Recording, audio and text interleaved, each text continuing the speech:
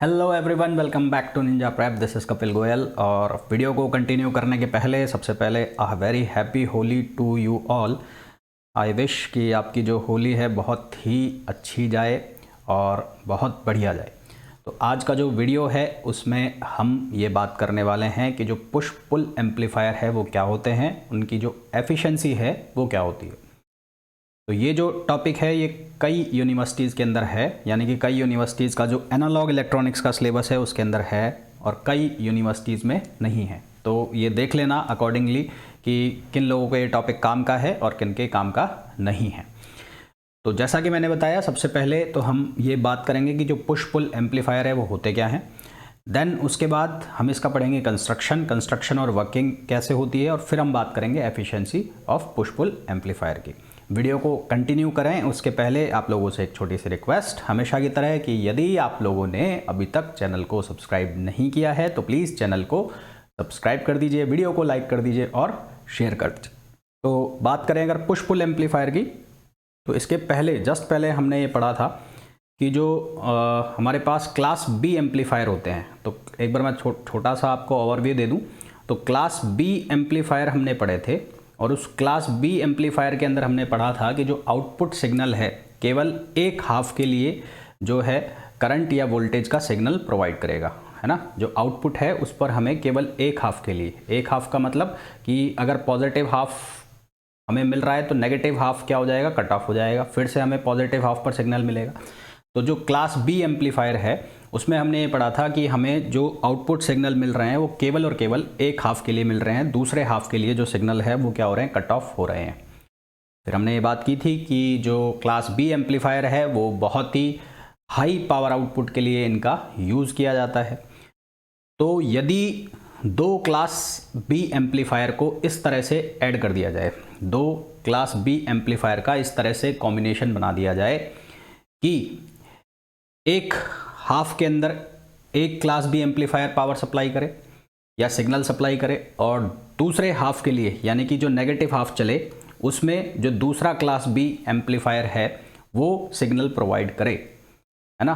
तो अगर दोनों को जोड़ दिया जाए तो हमें एक कंप्लीट साइकिल मिल जाती है जिसके अंदर हमें पूरा सिग्नल मिल जाता है। तो ऐसा जो एम्पलीफायर होता है उसको हम नाम देते हैं पुश पुल एम्पलीफायर। वापस से सुनो, पुश पुल एम्पलीफायर क्या है, दो क्लास बी जो एम्पलीफायर्स है उनका कॉम्बिनेशन होता है एक बैलेंस सर्किट के अंदर। हमें ये पता है कि जो क्लास बी एम्पलीफायर है वो केवल और केवल एक सिग्नल, एक हाफ के लिए सिग्नल प्रोवाइड करेगा आउटपुट पर, दूसरे हाफ के लिए उसमें जो सिग्नल है वो कट हो जाएगा। तो यदि दो को इस तरह से कंबाइन कर दिया जाए, मिला दिया जाए कि एक हाफ के अंदर एक एम्पलीफायर काम करे और दूसरे हाफ के अंदर दूसरा एम्पलीफायर काम करे और दोनों के जो सिग्नल मिल रहे हैं उन दोनों को ऐड कर दिया जाए, जोड़ दिया जाए, कंबाइंड कर दिया जाए, तो जो एम्पलीफायर बनेगा उसको हम क्या नाम देंगे, पुश पुल एम्पलीफायर, है ना। इनका यूज़ बहुत हाई पावर आउटपुट्स के लिए किया जाता है, इसलिए इन्हें ज़्यादातर ब्रॉडकास्टिंग स्टेशन जो कि आप जो भी देखते हो ना, ये न्यूज़ चैनल हो गए या अपने जो टीवी वाले जो चैनल आ गए ना, जहाँ से भी ब्रॉडकास्टिंग चल रही है, मतलब जो शूटिंग चल रही है, लाइव जो शो चल रहे हैं, वहाँ पर इनका यूज़ किया जाता है। तो आपको लिखना क्या है एग्ज़ाम के अंदर अगर आपसे पूछा जाए, सबसे पहले आपको ये जो मैंने लिखा हुआ है ये आप एज ए स्क्रीनशॉट भी ले सकते हो और आप इसको नोट्स में भी उतार सकते हो। हिंदी वाले अगर बात करें कि हिंदी में हम कैसे लिखेंगे, तो मैं बोल रहा हूँ उसी चीज़ को आप लिखिए। तो जैसे यहाँ पे मैंने लिखा हुआ है, combination of two class B amplifiers in a balance circuit so that one of them amplifies one half of the input signal and the second amplifies the other half. The two outputs are then added together by a transformer. Such arrangement is known as push-pull amplifier. They produced large power output and are used in broadcasting stations, है ना। तो बहुत ही simple तरीके से इसकी ये definition हो गई है जिसमें किसी को कोई भी समस्या नहीं होनी चाहिए, और अगर फिर भी कोई समस्या है तो वो कमेंट करके बता सकता है। आगे हम बात करेंगे इसके कंस्ट्रक्शन की। हम कंस्ट्रक्शन की बात करें उसके पहले, यदि जिन भी लोगों ने अभी तक वीडियो को लाइक नहीं किया है तो प्लीज़ वीडियो को लाइक कर दीजिए, चैनल को सब्सक्राइब नहीं किया है तो चैनल को सब्सक्राइब कर दीजिए। अब हम बात कर लेते हैं इसकी कंस्ट्रक्शन की। मैंने कहा कि इसके अंदर दो हमारे पास क्या है, एम्पलीफायर्स हैं, है ना। तो इसका मैं कॉम्बिनेशन बनाता हूँ, इसका मैं सर्किट डायग्राम बनाता हूँ। तो तो इसका जो सर्किट डायग्राम है वो कुछ इस तरह से होगा। पहले मैं सर्किट डायग्राम बना दूं इसका, फिर हम बात करते हैं और इसके बारे में। ये सर्किट डायग्राम आप मेरे को जैसे मैं बना रहा हूँ, तो मेरे बनाने के बाद एक बार देखते जाओ और मेरे बनाने के बाद एक बार वीडियो पॉज करके खुद भी बनाना, क्योंकि ये सर्किट डायग्राम अगर आप एग्ज़ाम के अंदर बना देते हो तो मैं पहले भी आपको मेरे वीडियोज़ में ये बता चुका हूँ, इस सर्किट डायग्राम की अलग ही इम्पॉर्टेंस होती है। आप उसको बनाते हैं तो आपको जो मार्क्स हैं, अगर 4 मार्क्स का क्वेश्चन है तो मिल जाते हैं आपको 2 नंबर। क्यों? क्योंकि जो एग्ज़ामिनर है वो कहीं ना कहीं ये मान लेता है कि अगर आपने सर्किट डायग्राम बनाया है तो आपको ये जो क्वेश्चन है ये आता है ना। एक मिनट, थोड़ा सा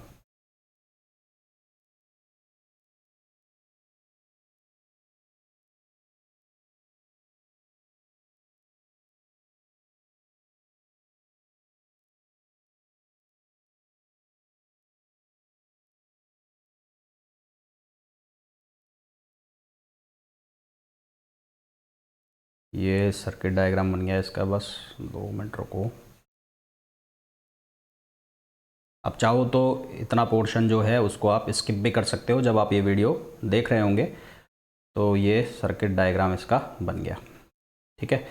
ये जो ट्रांजिस्टर है ये है NPN, ये भी कौन सा है NPN, और यहाँ से इसको कनेक्ट करो, यहाँ से भी इसको कनेक्ट करो, और यहाँ पर भी ये हो गया। यहाँ पर इसकी वाइंडिंग लगाओ।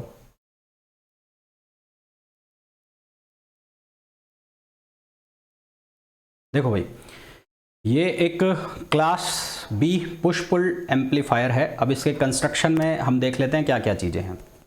कंस्ट्रक्शन में इसके क्या क्या है, यहाँ पर 2 ट्रांसफार्मर लगे हैं। अब ट्रांसफार्मर क्यों लगे हैं उसकी थोड़ी देर बाद बात करेंगे। एक ट्रांसफार्मर ये लगा है, ये वाला, इस ट्रांसफार्मर को नाम दे दिया मैंने T1। एक ट्रांसफार्मर यहाँ पर ये लगा है और इस ट्रांसफार्मर को नाम दे दिया मैंने T2। 2 यहाँ पर ट्रांजिस्टर लगे हैं और दोनों ट्रांजिस्टर आइडेंटिकल होने चाहिए, यानी कि सेम होने चाहिए। अगर एक NPN है तो दूसरा भी NPN, और एक PNP है तो दूसरा भी क्या होना चाहिए, PNP। तो 2 ट्रांजिस्टर है, उनको मैं नाम दे देता हूँ। एक को नाम दे दिया मैंने Q1 और एक को नाम दे देता हूँ मैं Q2, है ना। 2 तो हो गए क्या हमारे पास ट्रांसफार्मर, तो 2 नंबर ऑफ ट्रांसफार्मर्स हैं हमारे पास, और वो जो ट्रांसफार्मर्स हैं उनको हमने नाम दे रखा है T1 और T2। और 2 हमारे पास यहाँ पर क्या है, ट्रांजिस्टर, और जो ट्रांजिस्टर हमने लिए हैं दोनों वो यहाँ पर ले रखे हैं कौन से, NPN। NPN का मतलब हो गया कि जो इनका बेस है वो पॉजिटिव है, पॉजिटिव टर्मिनल पर है, और जो एमिटर और कलेक्टर है वो नेगेटिव टर्मिनल पर है ना। हमें ये पता है कि जो ट्रांजिस्टर है 2 तरह के होते हैं, एक होता है NPN और एक होता है PNP। तो यहाँ पर हमने ले रखे हैं NPN। तो यहाँ इनका ये है एमिटर और ये बेस और ये कलेक्टर। तो यहाँ पर एमिटर और ये बेस और ये कलेक्टर। अब एमिटर जो दोनों हैं, दोनों के इनकी हमने क्या कर दी, शॉर्टिंग कर दी। यहाँ पर शॉर्ट कर दिया एमिटर शॉर्ट कर दिए। इवन इसको हमने क्या कर दिया, यहाँ पर ग्राउंडेड कर दिया, और यहाँ पर हमने कॉमन वोल्टेज सप्लाई दे दी इसको, यहाँ प्लस ये माइनस, और इसको हमने लिख दिया VCC, है ना। यहाँ पर वोल्टेज सप्लाई दे रखी है VCC। ट्रांसफार्मर की बात कर लें, ये ट्रांसफार्मर की कौन सी वाइंडिंग है, ये सेकेंडरी वाइंडिंग है, सेकेंडरी वाइंडिंग। और ये ट्रांसफार्मर की कौन सी वाइंडिंग है, प्राइमरी वाइंडिंग। सिमिलरली यहाँ पर ये ट्रांसफार्मर की कौन सी वाइंडिंग है, ये वाइंडिंग है प्राइमरी वाइंडिंग, और ये ट्रांसफार्मर की कौन सी वाइंडिंग है, सेकेंडरी वाइंडिंग। और ये हमारा लोड रेजिस्टेंस है जिसके अक्रॉस हमें क्या चाहिएगा, आउटपुट चाहिएगा। ये हमारा लोड रेजिस्टेंस है जिसके अक्रॉस हमें क्या चाहिएगा, आउटपुट चाहिएगा, ठीक है। तो ये सिंपल सा हमारा एक कंस्ट्रक्शन होता है किसका, पुश पुल एम्पलीफायर का। वापस सुन लेते हैं इस कंस्ट्रक्शन के अंदर क्या क्या है। इसके अंदर 2 तो हमारे पास ट्रांजिस्टर हैं और 2 हमारे पास ट्रांसफार्मर है। ट्रांजिस्टर जो है उसको हमने लिखा है किससे, Q1 और Q2 से, और दोनों ही ट्रांजिस्टर मैं वापस बोल रहा हूँ क्या होने चाहिए, आइडेंटिकल होने चाहिए। यानी कि अगर एक NPN है तो दूसरा भी क्या हो, NPN हो। अगर एक PNP है तो दूसरा भी क्या हो, PNP हो। अगर दोनों को कॉम्बिनेशन में इस तरह से ले लिया NPN और PNP तो ये काम नहीं करेगा, ठीक है। अब उसके बाद हमने क्या किया कि जो एमिटर है दोनों के, उनकी हमने शॉर्टिंग कर दी। शॉर्टिंग करने का मतलब इसकी हमने ग्राउंडिंग कर दी, और यहाँ पर दोनों को हमने एक कॉमन पोटेंशियल दे दिया जिसको हमने क्या नाम दे दिया, VCC नाम दे दिया। क्या नाम दे दिया, VCC, ठीक है। अब यहाँ पर जो ट्रांसफार्मर है उनका क्या यूज़ है वो हम देख लेते हैं। हमने ये बात की, अभी हमने ये बात की थी कि हम दो क्लास बी एम्पलीफायर यूज़ कर रहे हैं, और क्लास बी एम्पलीफायर का मतलब क्या है कि अगर एक क्लास बी एम्पलीफायर इस तरह से काम कर रहा है कि जो उसके आउटपुट सिग्नल हैं वो हमें ऐसे मिल रहे हैं। ऐसे क्यों मिल रहे हैं कि हमने ये बात की थी कि जो नेगेटिव सिग्नल है अगर ये इस तरह से काम कर रहा है तो ये कट हो जाएगा, यहाँ पर जो नेगेटिव सिग्नल है ये भी क्या हो जाएगा, कट हो जाएगा। तो हमारे पास एक क्लास बी एम्पलीफायर ये हो गया, ये 1 हो गया मान लो, और एक दूसरा और चाहिए हमें। तो दूसरा जो एम्पलीफायर है वो किस तरह से काम करना चाहिए कि यहाँ पर भी हमें सिग्नल मिले, जहाँ यहाँ मिसिंग था ना सिग्नल, तो यहाँ पर हमें सिग्नल मिलना चाहिए, यहाँ पर सिग्नल मिलना चाहिए और यहाँ पर सिग्नल मिलना चाहिए। दैट मीन्स कि हमें पूरा जो आउटपुट है, पूरी जो आउटपुट पर साइकिल है वो पूरी मिल जाए, आउटपुट के ऊपर साइकिल पूरी मिल जाए इस तरह से। तो उसके लिए हमने क्या करना पड़ेगा, हमें जो करंट आएगी इनपुट सिग्नल से जो करंट आएगी उसको 2 पार्ट में बांटना पड़ेगा। 2 पार्ट में बांटना क्यों पड़ेगा कि एक ट्रांसफार्मर जो एक ट्रांजिस्टर है वो है Q1 और एक ट्रांजिस्टर है Q2।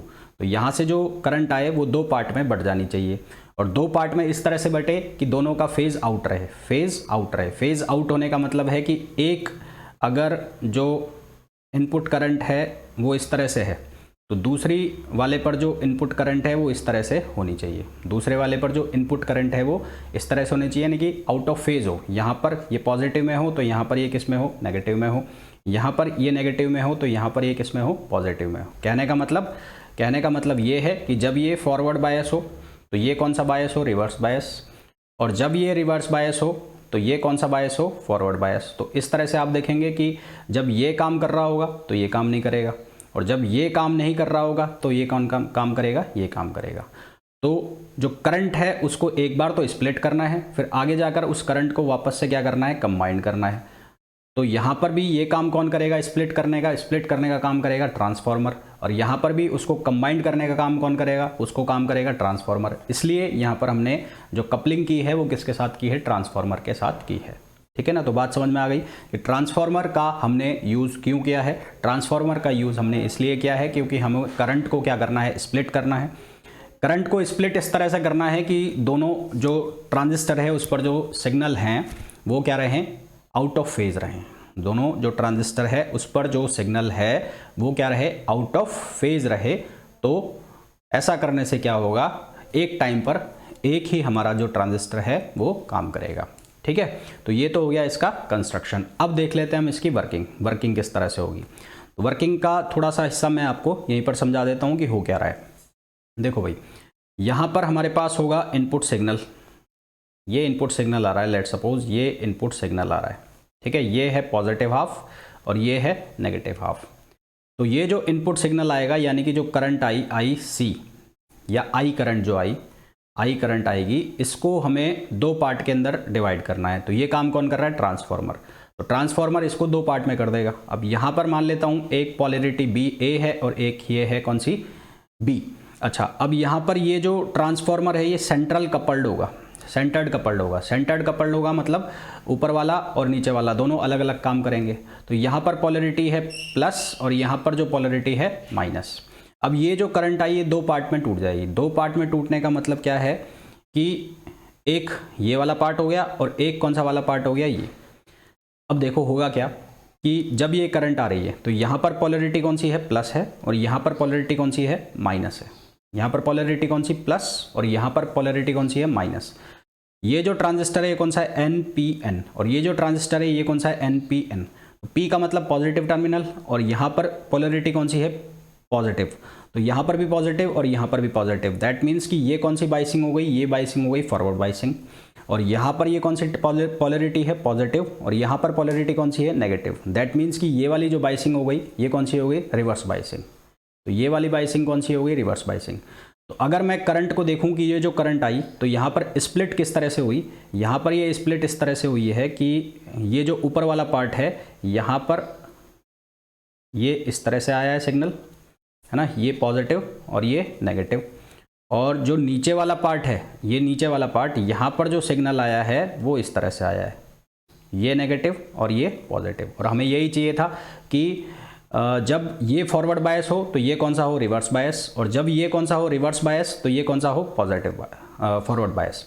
तो अगर मैं बात कर रहा हूँ कि पॉजिटिव हाफ साइकिल के लिए, तो जब ये पॉजिटिव हाफ साइकिल के लिए काम करेगा, अगर मैं कंस्ट्रक्शन की बात कर लूँ, यहाँ वर्किंग की बात कर लूँ, तो वर्किंग की बात अगर मैं करता हूँ तो for positive half cycle, for positive half cycle, positive half cycle का मतलब जब इनपुट सिग्नल ये वाला चल रहा है, ये वाला चल रहा है ना, तो इनपुट सिग्नल ये वाला चल रहा है, तो यहाँ पर ये I है और ये I दो पार्ट में टूट गया, एक बनेगा I1 और एक बनेगा I2। तो जो ट्रांसफार्मर की सेकेंडरी कपलिंग है, सेकेंडरी वाइंडिंग है, उस पर जो सिग्नल है इसके ऊपर, यानी कि I1 पे तो इस तरह से मिल रहे हैं, और जो I2 है उस पर जो सिग्नल है वो ये है। तो यहाँ पर तो ये किस में है, फॉरवर्ड बाइसिंग में, और यहाँ पर ये किस में है, रिवर्स बाइसिंग में, यानी कि इन दोनों के जो बीच फेज़ है वो है 180 डिग्री का। इन दोनों के बीच जो फेज़ है वो कितना है, 180 डिग्री का। तो ऐसा करने से क्या होगा, जो ट्रांजिस्टर Q2 है वो काम नहीं करेगा और जो ट्रांजिस्टर Q1 है वो काम करेगा।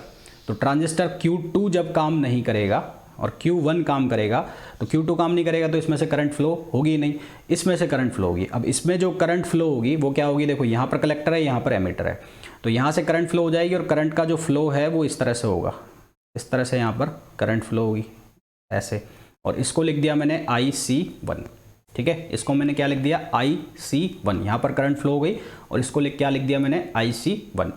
अब ये जो करंट फ्लो हुई IC1, तो IC1 को अगर ध्यान से देखो तो ये जो प्राइमरी वाइंडिंग है, इस प्राइमरी वाइंडिंग के अंदर करंट चल रही है ऐसे ऐसे। तो यहाँ पर डॉट कन्वेंशन, डॉट कन्वेंशन का मतलब म्यूचुअल इंडक्टेंस, तो म्यूचुअल इंडक्टेंस डॉट कन्वेंशन, तो डॉट कन्वेंशन के अकॉर्डिंग यहाँ से करंट ऐसे निकलेगी, तो यहाँ पर करंट ऐसे एंटर हो जाएगी। तो कहने का मतलब ये सेकेंडरी वाइंडिंग पर जो इस Q1 के कारण जो करंट होगी उसकी डायरेक्शन हो जाएगी ये, और ये डायरेक्शन हो जाएगी तो ये करंट ऐसे घूमेगी सर्किट में, ऐसे ऐसे घूमेगी इस तरह से, तो ऐसे घूमेगी, तो यहाँ पर लोड रेजिस्टेंस जो है इसमें करंट की डायरेक्शन होगी ये, लोड रेजिस्टेंस के अंदर करंट की डायरेक्शन होगी ये। तो करंट फ्लो कर रही है तो करंट पॉजिटिव से और किधर की तरफ फ्लो करेगी, नेगेटिव की तरफ। तो ये हो गया पॉजिटिव टर्मिनल, और ये कौन सा टर्मिनल हो गया, नेगेटिव टर्मिनल। ये हो गया पॉजिटिव और ये हो गया नेगेटिव टर्मिनल, है ना। तो इसका मतलब यहाँ पर क्या हुआ, जो Q1 की वजह से यहाँ पर जो करंट आई, Q1 की वजह से जो यहाँ पर करंट आई वो किस तरह से आई है, देखो यहाँ पर पॉजिटिव हाफ में करंट थी ऐसे यूँ, तो यहाँ पर जो करंट मिलेगी हमें कैसे मिलेगी, ऐसे मिलेगी, ठीक है। यहाँ पर जो करंट मिलेगी हमें कैसे मिलेगी, लोड रेजिस्टेंस में ऐसे, यानी कि इसका जो फेज़ है और इसका फेज़ है, दोनों के फेज़ क्या हो गए, चेंज हो गए 180 डिग्री से। दोनों के जो फेज़ है वो क्या हो गए, 180 डिग्री से फेज़ आउट हो गए, चेंज हो गए। क्यों हो गए, क्योंकि यहाँ पर एमीटर फॉलोवर है। एमीटर फॉलोवर में हमें ये पता है कि जो फेज़ है वो चेंज हो जाता है, कलेक्टर और एमीटर के बीच में जो फेज़ है वो चेंज हो जाता है 180 डिग्री से। यही खूबी होती है, खासियत होती है किसकी, एमीटर वाइसिंग की, है ना, CE कॉम्बिनेशन की यही खूबी होती है। तो ये तो हो गया फर्स्ट पार्ट, जिसके अंदर हमें जो पॉजिटिव हाफ साइकिल में जब हमने इनपुट सिग्नल दिया तो पॉजिटिव हाफ का जो सिग्नल है वो इस तरह से बट गया, और जब हमें आउटपुट के ऊपर सिग्नल मिला तो आउटपुट पर जो सिग्नल मिला वो ऐसे मिल गया पहला, ये किसकी वजह से, Q1 की वजह से। अब हम नेगेटिव हाफ की बात कर लेते हैं।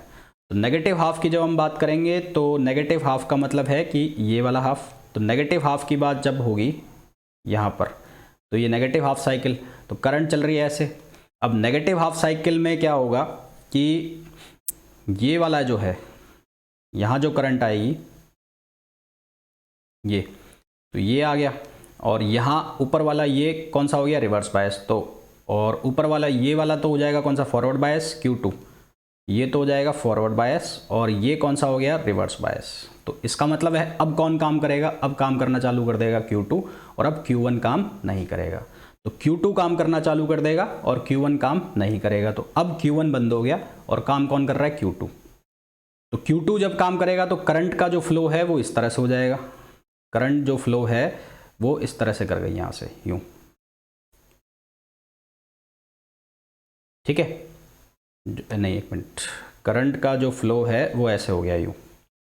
तो करंट का जो फ्लो है वो इस तरह से हो गया, इस तरह से करंट का फ्लो हो गया, तो ये जो हो गया ये कहलाएगा IC2।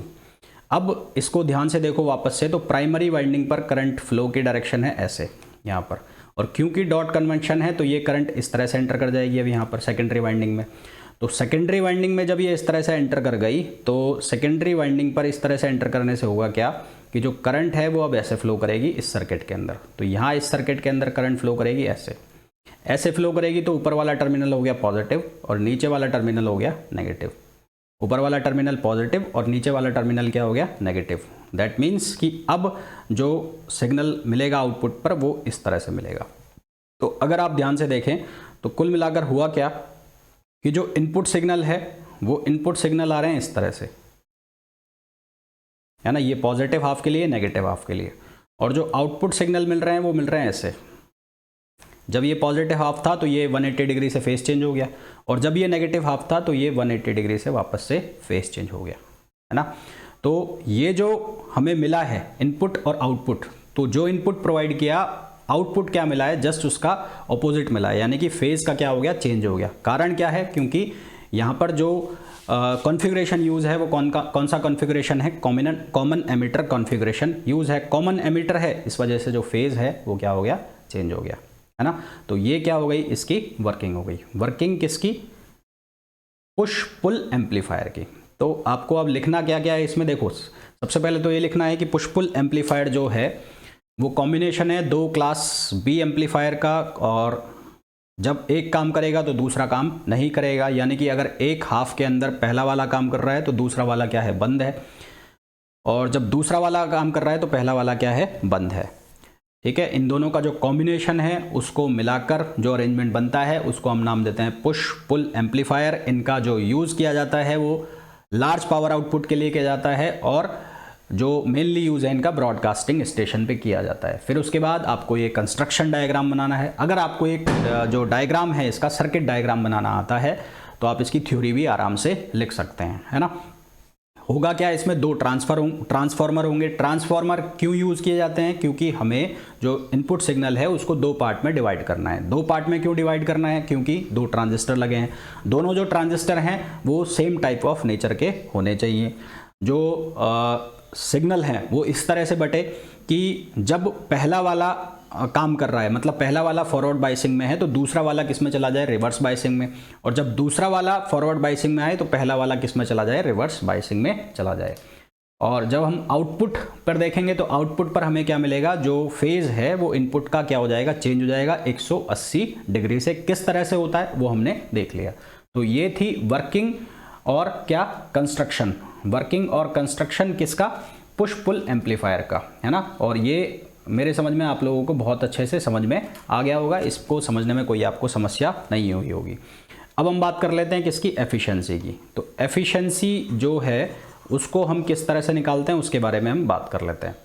तो एफिशिएंसी हमें निकालनी है पुश पुल एम्पलीफायर की एफिशिएंसी। तो एफिशिएंसी जो होगी नीटा से जिसको शो करेंगे हम, या ईटा भी बोल लेते हैं, तो ये होगी पावर, क्योंकि हम पावर ही निकाल रहे हैं। तो output power upon input power, output power upon input power. तो पावर जो आउटपुट है उसको हम कैसे शो करेंगे, तो आउटपुट जो पावर है उसको मैंने लिख दिया we output upon I output, और जो इनपुट पावर है उसको मैंने लिख दिया वी इनपुट या वी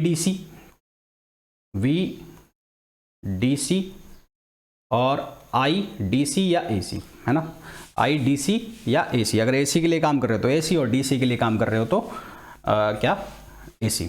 अच्छा, अब सबसे पहले हम आउटपुट की बात कर लेते हैं। तो आउटपुट की बात करें तो क्लास बी जो एम्पलीफायर है उसका अगर मैं आउटपुट सिग्नल के लिए ऑपरेटिंग पॉइंट के रेस्पेक्ट में जो करंट है और जो वीसी है, वीसी मतलब कलेक्टर टू एमिटर वोल्टेज, और जो हमारी आउटपुट करंट है उसका अगर मैं ग्राफ बनाऊं ऑपरेटिंग करैक्टरिस्टिक्स के लिए, तो हमें ये पता है इसका जो क्यू पॉइंट है वो यहाँ पर आ जाता है ना। क्लास बी एम्पलीफायर में इसका जो क्यू पॉइंट है यहाँ पर, और यहाँ पर आ जाता है, मतलब यहाँ पर यह क्या है, कट ऑफ वोल्टेज। यहाँ पर वोल्टेज क्या हो जाएगी, कट।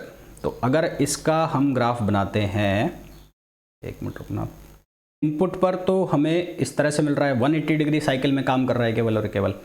तो इनपुट मतलब जो करंट का सिग्नल है वो तो हमें मिला ऐसा, और वोल्टेज सिग्नल की बात करूं, अगर ये कहां पर है, जब इसमें इनपुट सिग्नल कोई भी नहीं है, यानी कि इसमें जो ट्रांजिस्टर है इसकी जो बेस करंट है वो 0 है, तो बेस करंट 0 है तो ये जो क्लास बी एम्पलीफायर है ये किस में चला जाएगा, कट ऑफ रीजन में चला जाएगा। कहने का मतलब क्या है, एक बार मैं वापस बता दूं आपको कि अगर यहाँ पर कोई भी इनपुट सिग्नल नहीं है, इनपुट सिग्नल नहीं है तो यहाँ सेकेंडरी वाइंडिंग पर भी कोई सिग्नल नहीं आएंगे तो यहाँ पर बेस करंट जो ट्रांजिस्टर चाहे Q1 है और चाहे Q2 है, दोनों पर जो बेस करंट है वो कितनी हो जाएगी, 0 हो जाएगी। तो इसका मतलब ये ट्रांजिस्टर किस में चला जाएगा, कट ऑफ रीजन में चला जाएगा, ये काम नहीं करेगा। तो इसमें किसी भी तरह का जो पावर लॉस है वो नहीं होगा, किसी भी तरह का पावर लॉस इसके अंदर नहीं होगा। ठीक है, तो अगर मैं इसके लिए जो डायग्राम है वो बनाऊं तो डायग्राम किस तरह से बनेगा, यहाँ पर ये Q पॉइंट यहाँ पर आ गया ना, Q पॉइंट यहाँ पर आ गया, तो ये कौन सा रीजन हो गया, कट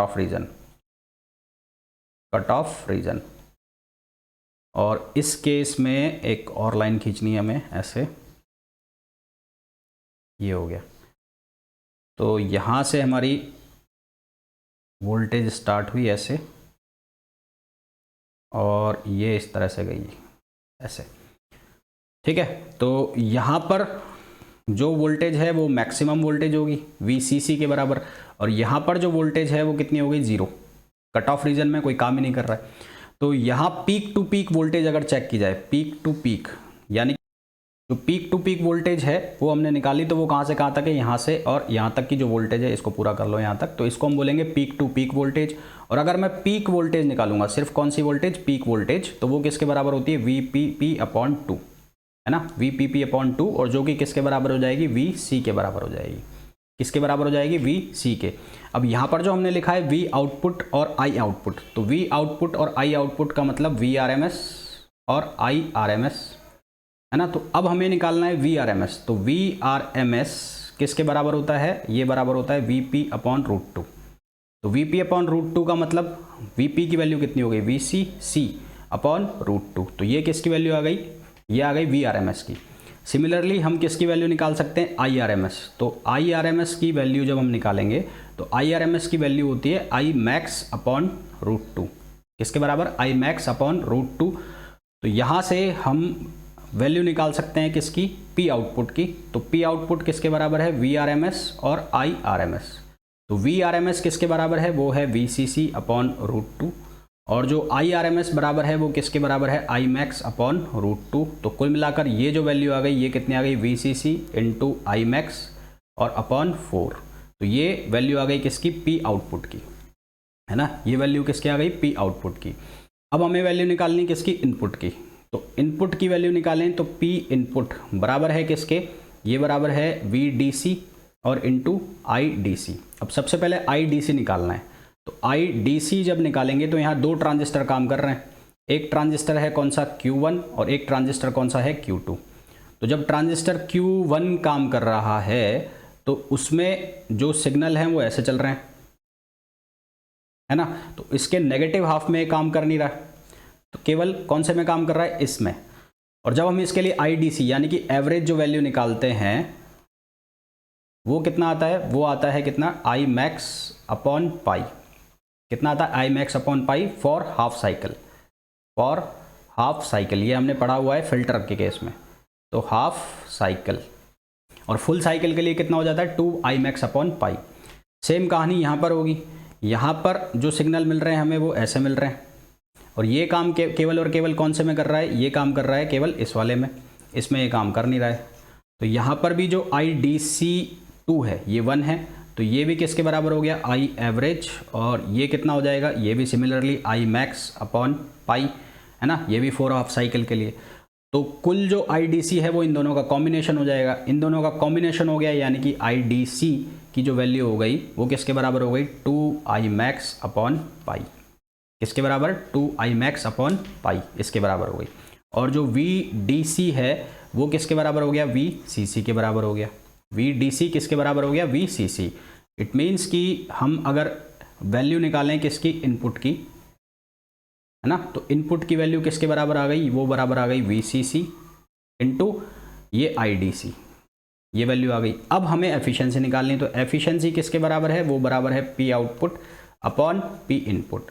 तो आउटपुट जो है वो कितना है हमारे पास, VCC Imax/4, तो ये वैल्यू रख दो, तो ये हो गया VCC × Imax/4, और जो पी इन है, पी इन की वैल्यू VCC इंटू IDC, तो VCC इंटू IDC, तो IDC कितना है, IDC है हमारे पास 2Imax अपॉन पाई। यहाँ पर कुछ गड़बड़ है, यहाँ पर ये 4 नहीं आएगा, ये 2 आएगा, 2 आएगा, है ना।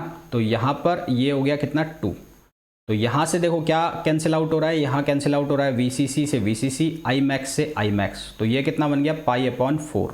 और पाई अपॉन 4 को जब हम सिंप्लीफाई करेंगे, एक मिनट रुकना, और पाई अपॉन 4 को जब हम सिंप्लीफाई करेंगे तो हमारे पास जो एफिशिएंसी आएगी उसको 100% में अगर लिखें तो ये कितना बनेगा पाई। इसको सिंप्लीफाई करेंगे तो हमारे पास जो एफिशिएंसी आएगी वो आएगी 78.5%, है ना। कितनी आएगी 78.5%। तो इस तरह से आपको निकालनी है एफिशिएंसी, और आपको लिखना है जो डिस्क्रिप्शन है पुश पुल एम्पलीफायर का, क्या उसकी वर्किंग होगी, क्या उसका कंस्ट्रक्शन होगा। होपफुली ये वीडियो आप लोगों को बहुत अच्छे से समझ में आया होगा। फिर भी कोई डाउट है, कोई क्वेरी है तो आप कमेंट करके पूछ सकते हैं। एक चीज़ और मैं आपको छोटी सी बता दूं, जो लोग CUET PG की प्रिपरेशन कर रहे हैं तो वो जो आपको शो हो रहा है स्क्रीन के ऊपर, उस ग्रुप व्हाट्सएप ग्रुप को आप ज्वाइन कर सकते हैं। इस व्हाट्सएप ग्रुप को ज्वाइन करने के बहुत सारे फ़ायदे हैं। फ़ायदे क्या हैं, यहाँ पर बहुत सारे बच्चे जुड़े हुए हैं, जो बच्चे कुछ ना कुछ शेयर करते रहते हैं। इवन मैं भी यहाँ पर असाइनमेंट, जो मैं CUET PG के लेक्चर्स लेता हूँ उनके असाइनमेंट्स भी यहाँ पर मैं अपलोड करता रहता हूँ। टेस्ट सीरीज के जो पेपर हैं वो भी मैं यहाँ पर अपलोड करता रहता हूँ, उनके सॉल्यूशंस भी अपलोड करता रहता हूँ। मेरे जो लेक्चर्स हैं उनकी जो इन्फॉर्मेशन है वो भी इस ग्रुप पर आपको मिलती रहती है, इसका कोई चार्ज नहीं है। तो अगर आप ज्वाइन करेंगे तो आप फ़ायदे ही फ़ायदे में रहेंगे।